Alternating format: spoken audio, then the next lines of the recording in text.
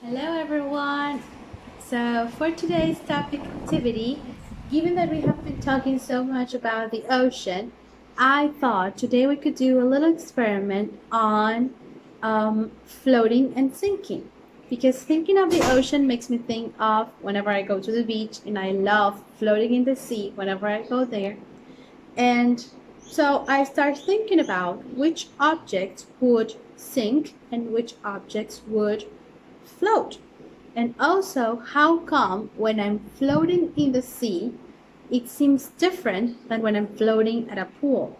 All right, so I'm going to show you. Here I have a couple of things that I want to try out in my experiment. I have an apple, I have a flower, a coin, a little birdie that I had there, colored pencil, a spoon, and some small Lego bricks and some big wooden bricks. Those are my Jenga bricks.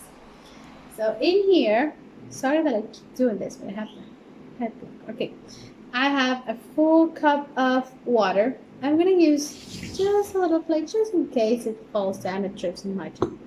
I don't have such a mess. Oh, and I have an egg. Good, I forgot.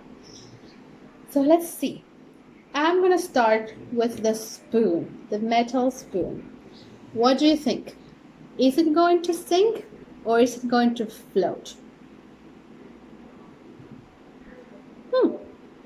I think it's going to sink. Let's see. It's correct. It's heavy. So therefore, it's going to sink. I have here a little napkin. A napkin. Good.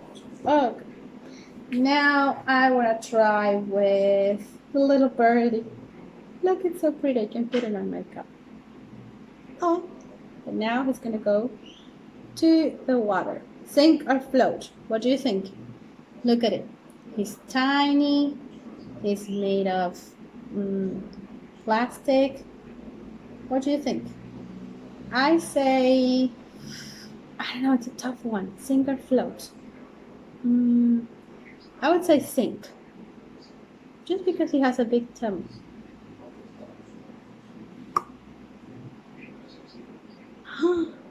Yes! You see? Good. He sunk. There he is. I had to use a spoon to grab him. Good. Then I'm going to use my colored pencil. Sink or float?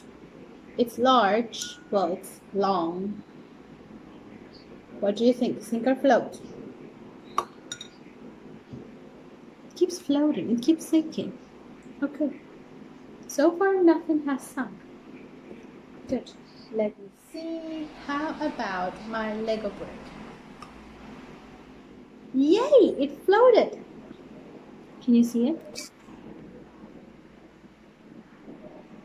Maybe it's because it's tiny and really it's not heavy at all. Not at all. I want to try. What if I don't use one brick? How about if I use 3 bricks? Would it sink or float? It's heavier than just one. So let's see. It keeps floating.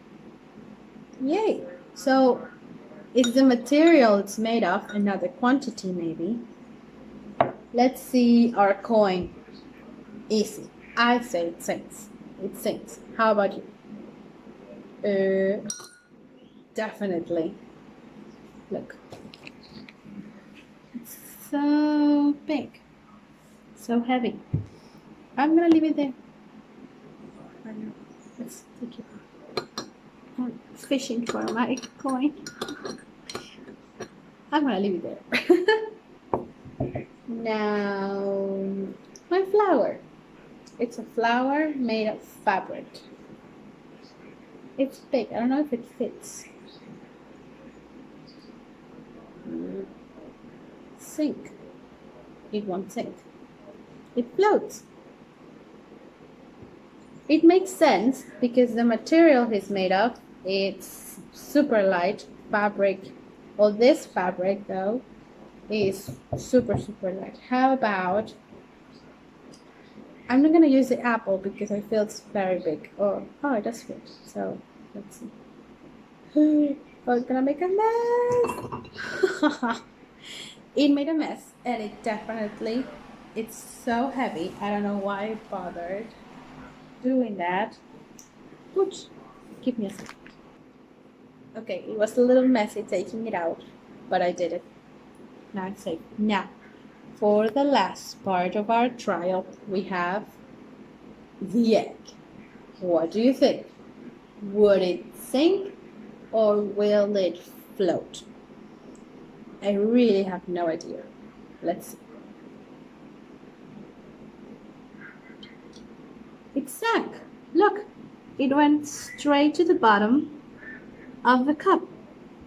Interesting. So it's heavy enough for it to sink. However, I read somewhere in a science magazine that with the eggs we could pretend that it's kind of like when we are floating at the sea or at the pool.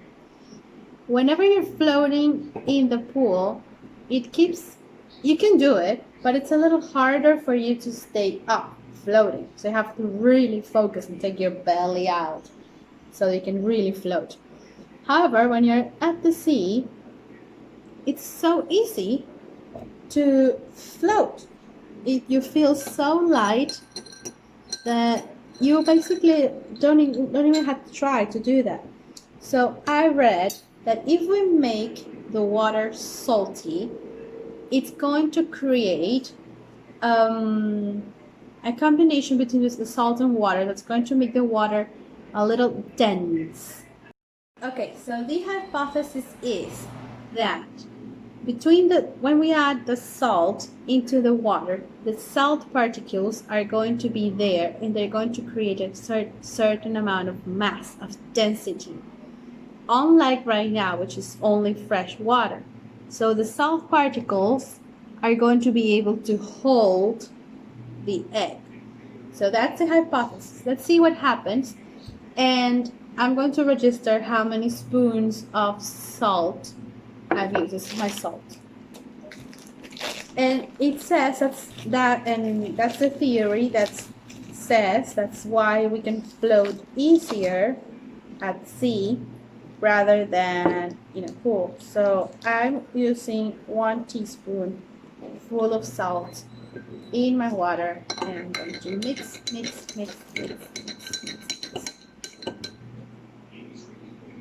I should have mixed it this way. Okay, I'm gonna try just in case. Let's try if it's salty enough for it to sink, for it to float. Not salty enough. Let's see if we add another teaspoon of salt.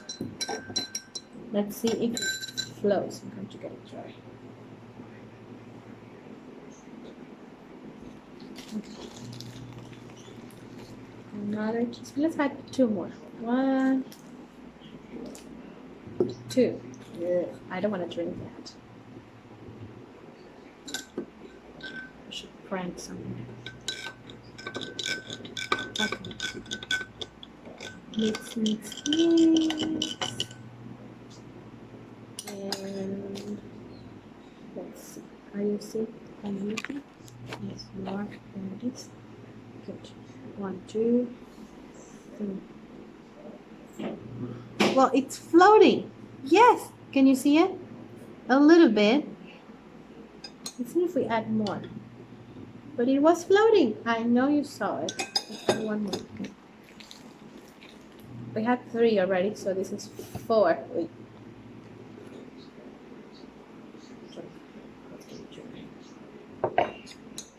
Let's mix. Let's another try. Let's see if this time it floats a little bit higher. Yay! You guys, look! It's floating! We did it! So, yes, it was absolutely right. The sea particles made a certain amount of mass, and actually, if you look at the water, the color has changed, and it helps the egg floating. So we used 4 teaspoons. So I invite you guys to do this experiment at home. You can have different objects like I did. Experiment which objects are heavy or what's the material they're made of and why they're sinking, why they're floating. And then use the egg experiment. It's super cool. I recommend you to use a bigger glass than mine. And just in case, have a little plate on top because I made a mess in there. And take note on how many spoons you needed to make the egg float. I'm so happy. See you.